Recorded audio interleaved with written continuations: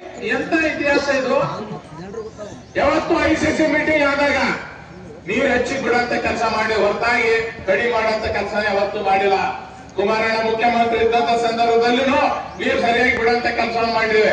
ಯಡಿಯೂರಪ್ಪ ಸಾಹೇಬರು ಮುಖ್ಯಮಂತ್ರಿ ಇದ್ದಂತ ಸಂದರ್ಭದಲ್ಲಿ ಯಾವುದು ಐಸಿಸಿ ಮೀಟಿಂಗ್ ಮಾಡಲಾರ್ದೇ ನೀರು ಬಿಡಿಸಂತ ಕೆಲಸ ನಾವು ನಿಮ್ಮೆಲ್ಲರ ಆಶೀರ್ವಾದ ಮಾಡಿದ್ದೇವೆ.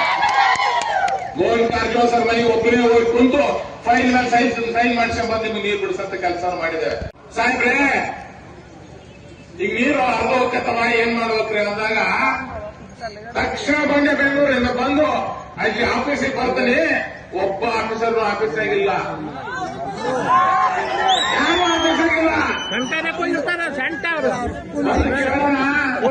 ಕೋರ್ಟ್ನಾಗ ಕೆಲಸ ಅಂದ್ರೆ 2 ಗಂಟೆ ತನಕ ಕುಂತೀವಿ. 2 ಗಂಟೆ ಫೋನ್ ಹಚ್ಚಿದ್ರ ಸಾಹೇಬ್ರು ಮಾತಾಡ್ಕೊಂಡು ಫೋನ್ ಕಟ್ ಮಾಡಿಬಿಟ್ರು. ಯಾಕಂತಂದ್ರ ಕೂಡ ಕೊಡ್ತಾ ಇದ್ದಿಲ್ಲ ಅವ್ರ ಹತ್ರ. ರಾತ್ರಿ ತೆಲಂಗಾಣ 10 TMC ನೀರು ಬಿಟ್ರಲ್ರಿ. ಯಾರು ಕೇಳಿ ನೀರು ಬಿಟ್ರಿ? ಡಿ ಕೆ ಶಿವಕುಮಾರ್ ಅವ್ರೆ, ಯಾರು ಕೇಳಿ ನೀರು ಬಿಟ್ರಿ?